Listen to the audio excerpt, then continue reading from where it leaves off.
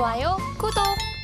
자, 그렇다면 바이오주, 탑픽주, 삼성바이오로직스, 셀트리온 이야기를 해주셨습니다만 탑픽주는 어떤 종목이 될까요? 말씀드렸던 그 실적도 나오고 그리고 성장성도 있는 두 마리 토끼를 잡을 수 있는 회사가 좀 눈에 띄어서 말씀을 좀 드려보겠는데요. 자, 그렇다면 이번에는 바이오주 이야기 좀 해보고 싶은데요. 코로나 치료제나 진단키트 쪽으로만 매기가 좀 몰리는 모습이 확인이 됐던 바이오주입니다. 자, 다른 영역으로 확산이 되지는 않을까 하는 가능성도 엿볼 수가 있을 것 같은데 어떻게 보시나요? 분명히 있습니다. 네. 제가 이제 지난번 출연 때도 제약바이오 헬스케어에 대해서 말씀을 드렸을 때 그런 이벤트들이 과거에는 이벤트가 있어도 시장에서 관심도가 떨어지고 그리고 워낙 수급도 없었고 비어 있었고 했었는데 우리가 이제 이런 표현을 보통 이제 여의도에서는 보통 쓰지만 빈집터이라는 표현을 쓰거든요. 그러니까 제약바이오를 워낙 많이 팔아놔서 수급이 비어 있는 거예요. 그러다 보니까 누군가 이 주식을 사게 되면 주가가 반응을 아주 빠르게 합니다. 그러니까 예를 들면 최근에 ST큐브라는 기업 회사가 있는데 네. 최근에 주가가 2만 원에서 6천 원대에서 2만 원까지 올라왔어요. 그러니까 뭐냐면 그런 그 항암제를 관련된 회사를 개발하고 있는 회사인데 네. 지금 그 9월에 에스모라고 유럽 종양학회가 있고 그때 3상 결과를 발표한다고 해서 주가가 그렇게 올라온 거거든요. 그러니까 제약바이오 기업들이 약간의 특성이 뭐냐면 과거에 R&D는 시간이 오래 걸리잖아요. 근데 이제 결과가 나올 때쯤 되면 주가가 반영을 하기 시작하거든요. 그래서 그런 회사들이 지금 많이 늘어나고 있습니다. 그러니까 코로나 그 2년 동안 사실은 제약바이오 주가 재미는 없었어요. 그러니까 말씀하신 진단키트라든지 백신이라든지 관련주는 움직였지만 신약 개발하는 회사들은 R&D만 진행하고 있었지 사실 주가 측면에서 재미가 없었는데 이제 진단키트나 코로나가 이제 엔데믹으로 가는 분위기에서 이제는 그런 그 신약 개발하는 회사들이 좀 주목을 받을 것으로 보여지는데 특히 거기에 지금 삼성바이오로직스 주가 차트 흐름을 보게 되면 계속 우상향으로 꾸준하게 올랐거든요. 네. 그러니까 결국엔 삼성바이오로직스가 올라가는 이유는 실적입니다. 그리고 셀트리온도 역시 실적이 좋게 나오고 있거든요. 그러니까 제약바이오가 과거에는 실적은 안 나오지만 적자지만 미래에 대한 기대감으로 이 약이 개발되면 대박이 날 거다 이런 이야기로 주가가 약간 뻥튀기처럼 움직였기 때문에 그 이후에 또 많이 급락을 했었잖아요. 근데 지금 이제 그 코로나 2년 또 그 기간 동안 착실하게 준비해온 제약바이오 회사들은 이제 거기에 대한 성과가 그런 학회라든지 또 그리고 임상 결과에 대한 발표 등을 통해서 그리고 최근에 보면 티움바이오라는 회사는 또 기술 수출, 라이센스 아웃을 2,200억 규모를 했거든요. 네. 그런 식으로 계속 성과가 하나씩 나올 거기 때문에 제약바이오 회사들 특히 이제 증권사들 레포트를 좀 많이 좀 보시면 좋을 것 같은 게 그런 그 좀 이벤트 또 그리고 학회에서 발표를 앞두고 있는 결과를 예상할 수 있는 회사들에 대한 기업들에 대한 거를 하나 두 개 좀 보시면 좀 좋은 기회를 잡을 수 있지 않을까. 단지 말씀드렸지만 제약바이오는 꽤 쉬다가 또 폭발했다가 좀 쉬다가 이런 게 약간은 그런 기간이 좀 있다라는 점을 감안하셔서 투자를 좀 하시면 좋을 것 같습니다.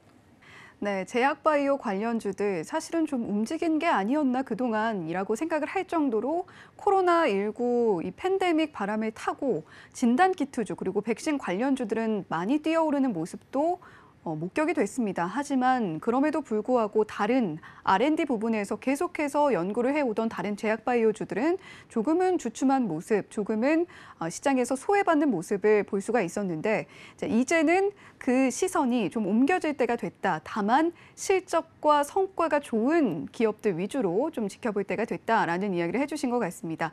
다만 제약 바이오주만의 어떤 사이클이 있는 만큼 그런 부분은 투자할 때 함께 참고를 하셔야겠다라는 이야기도 잊지 않고 덧붙여 주셨습니다. 자, 그렇다면 바이오주, 탑픽주, 삼성바이오로직스, 셀트리온 이야기를 해주셨습니다만 탑픽주는 어떤 종목이 될까요? 말씀드렸던 그 실적도 나오고 그리고 성장성도 있는 두 마리 토끼를 잡을 수 있는 회사가 좀 눈에 띄어서 말씀을 좀 드려보겠는데요. 바이오 플러스라는 회사입니다. 작년 9월에 코스닥에 상장을 했고요. 공모가가 31,500원이었습니다. 지금 현재 주가가 딱 공모가, 작년에 공모가 1년 전 정도 수준인데요. 공모가. 네.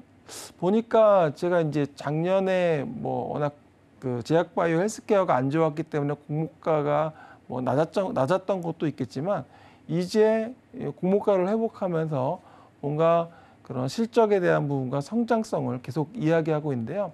제가 보는 포인트는 두 가지인데요. 첫 번째 성장성에 대한 부분은 해외 진출입니다.